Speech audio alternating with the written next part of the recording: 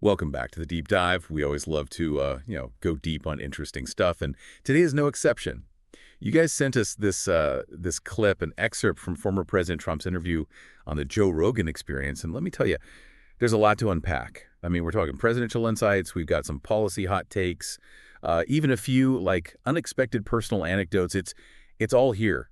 Expert speaker, you ready to dive in with this one? Oh, I'm ready. This conversation really covers a lot of ground. We're talking everything from his time, Trump's time in the White House to his views on, well, everything from the economy to even, believe it or not, UFOs.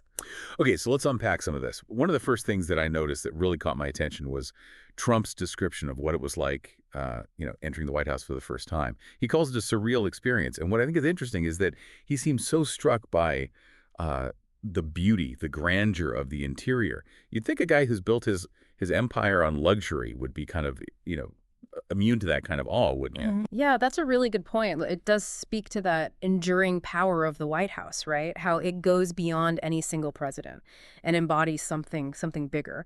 I mean, knowing Trump, right? A man who's built his life around opulence, maybe it's not that surprising that he'd be impressed by that historical weight. It's almost as if, he's looking at history through the lens of real estate, like he's appreciating a truly unique property. Right. And then there's this very specific detail he mentions about the Lincoln bedroom. He seems like fixated on this elongated bed in there. He starts musing about Lincoln's height, and it's almost as if, he's trying to understand the man through the furniture. Yeah, that is a very human thing, trying to connect with the past through these tangible objects.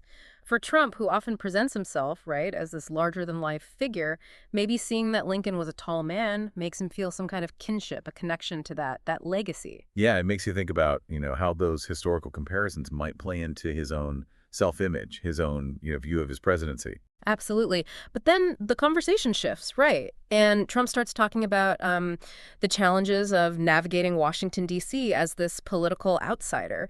He, admits to relying heavily on advisors. And now, looking back, he seems to have some regret about some of those choices. He specifically mentions, John Bolton and General Kelly. What do you make of that?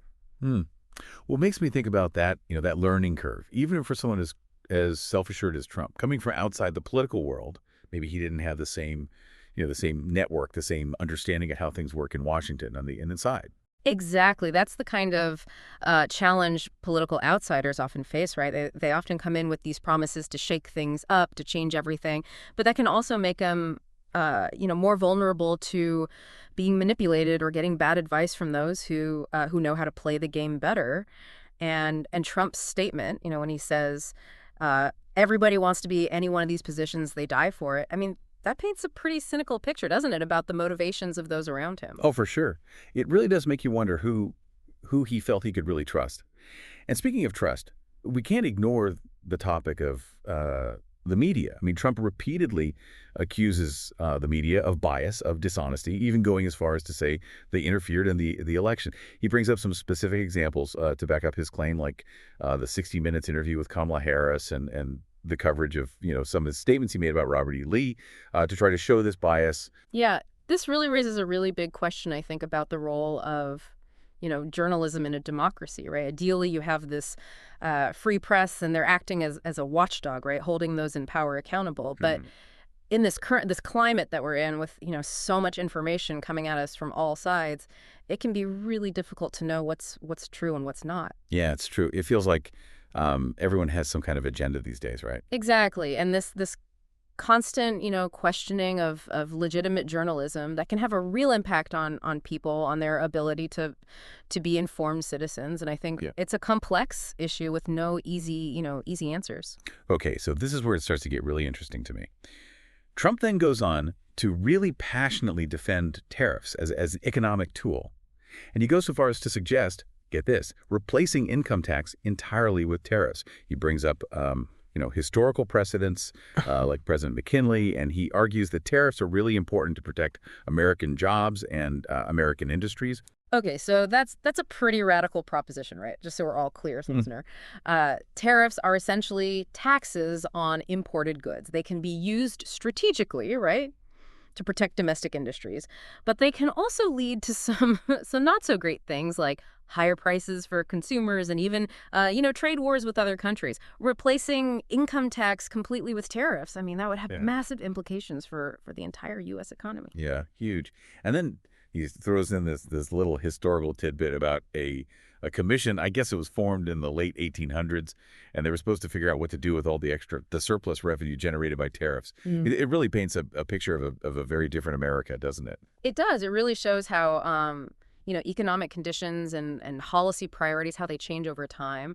While tariffs were, this major source of revenue for the government, way back when, today, they're often seen as, this more protectionist tool.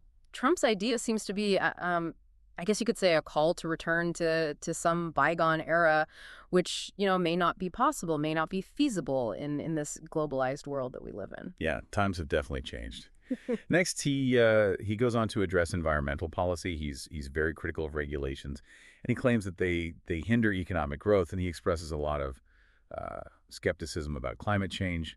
He also, kind of calls out what he sees as hypocrisy in China's environmental practices. This is where, this segment gives us a really clear picture of Trump's approach to environmental issues. It often prioritizes economic development over conservation, and his tendency to downplay the scientific consensus on climate change. That's definitely controversial. No doubt.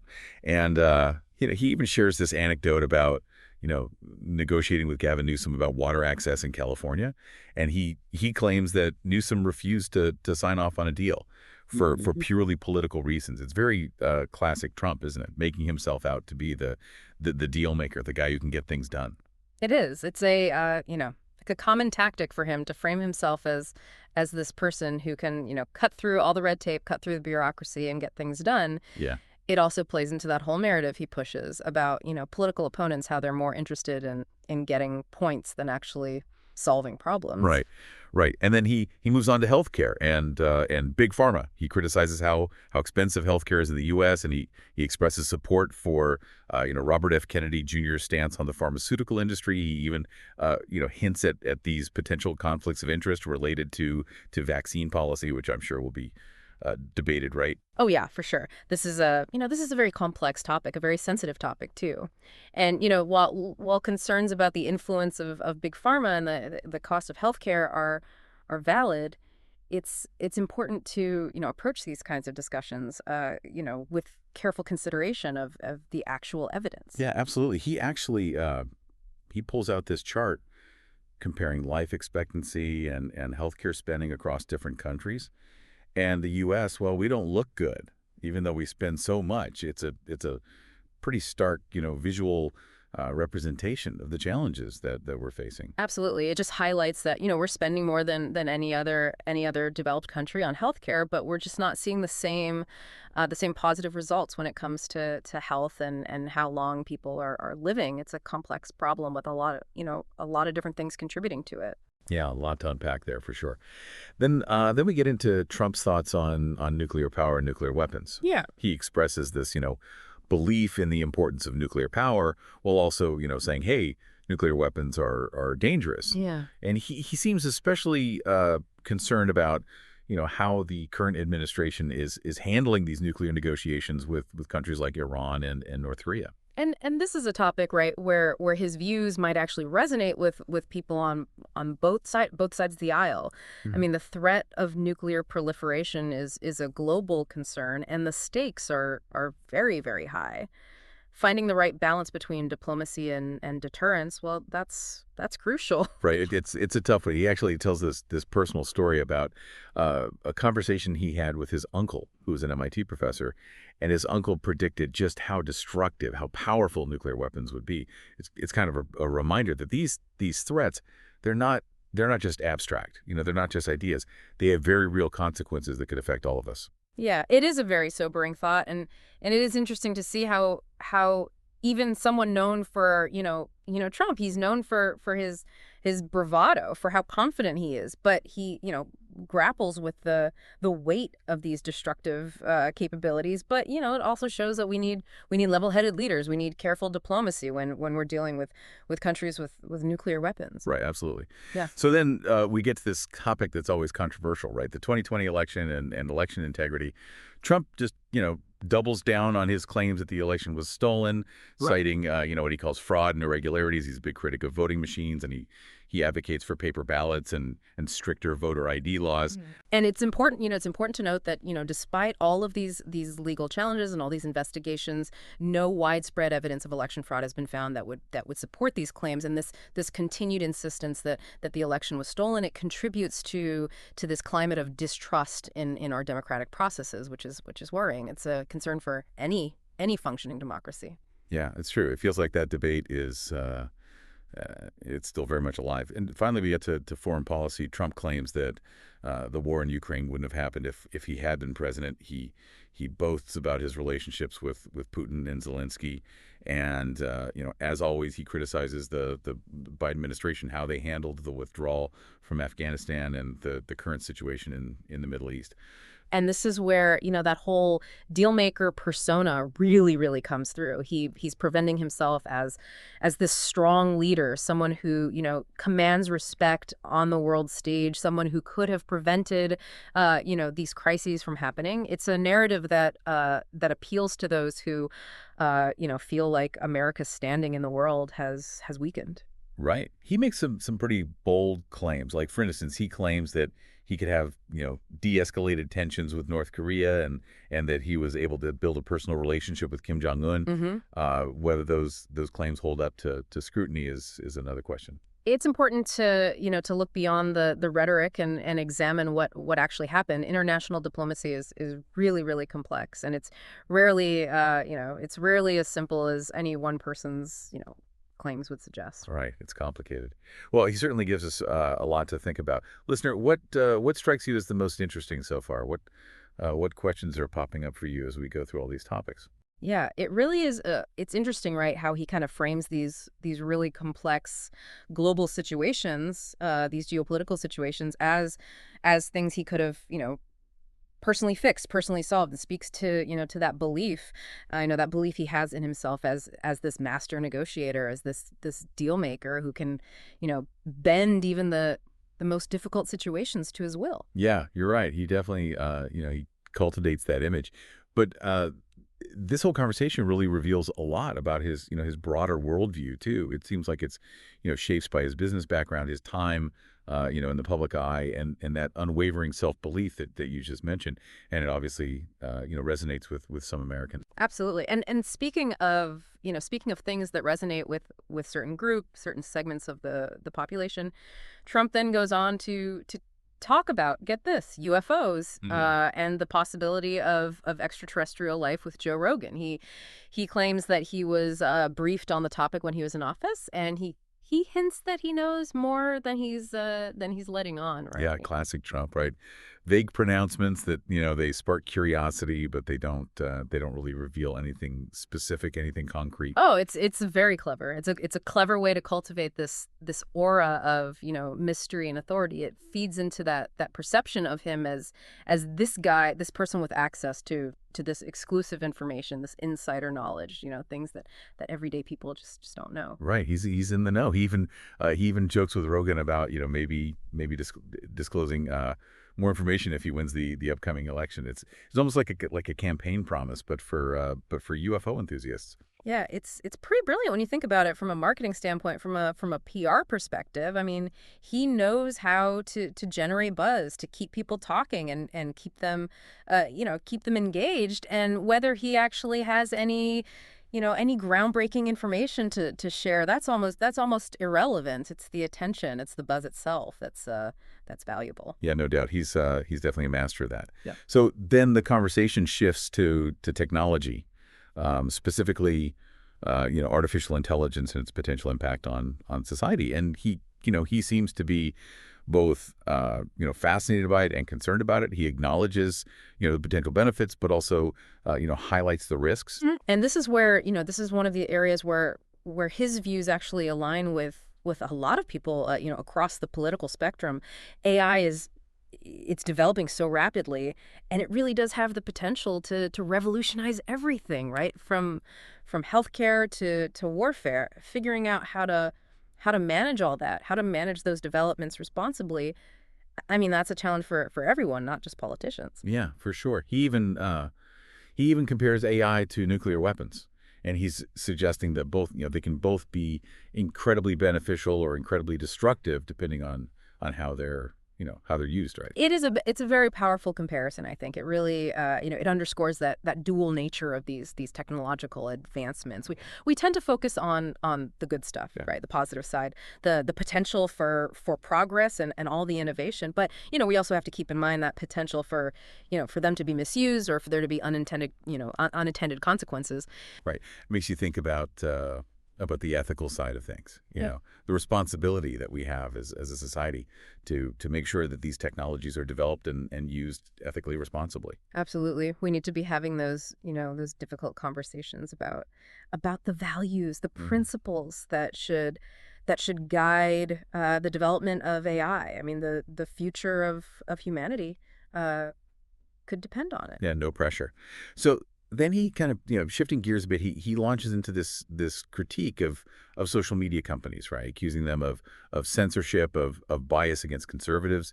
He calls for more transparency and accountability from these big tech companies. And this is something you hear a lot, on the right, on the conservative side. Yeah, this is a very complex issue, a very contentious issue too, and it really raises questions about free speech, about the role of these private companies in regulating, what people say online, and the potential for political manipulation in this digital age. It's a lot. Yeah, for sure.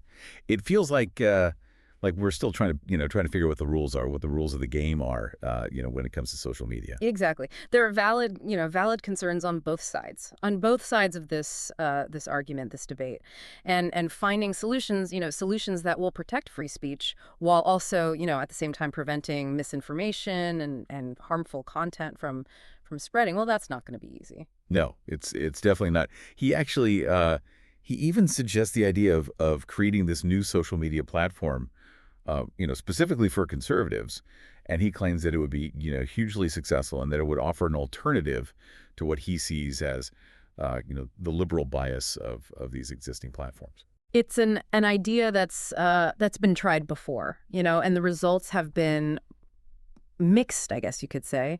The challenge is creating this platform that can attract enough users to be influential, to really make a difference, and also to be financially viable. It remains to be seen whether Trump can succeed where others have struggled, have failed. Yeah, it would definitely be it'd be interesting to see how that would play out. So then things get a little more personal, right? He starts talking about his family, especially his relationship with his kids. He expresses a lot of, pride in what they've accomplished, and he defends them against what he sees as, unfair attacks from the media and from his political opponents. It's a classic way to try to humanize a political figure. It allows voters to see them as a parent, as someone who loves their kids and wants to protect them. It can be a very effective way to counter negative perceptions and to create empathy, among supporters. Yeah, it kind of softens the image a bit, right? He even tells the story about a time when his daughter Ivanka, stood up for him during a particularly tough moment, a difficult moment, and he describes her as strong and loyal, and really emphasizes that close bond that they have. Right. It really reinforces that image of Trump as this protective patriarch, Yeah. someone who values family and loyalty to family above all else, and that kind of narrative that can be very appealing to voters who really value family, who see family as important. Yeah, for sure. So then the conversation turns to legacy, right? Trump, he starts reflecting on what he accomplished while he was in office, and what he hopes to be remembered for. And he speaks with this sense of, pride, almost defiance, and suggests that history will ultimately judge him, favorably. And that's an important part of any politician's career, right? Yeah. That desire to leave behind a positive legacy, something that will last. It's about, shaping how they're remembered, shaping their own story, the story that's told about them after they're gone. Yeah, they want to control the narrative. Yeah.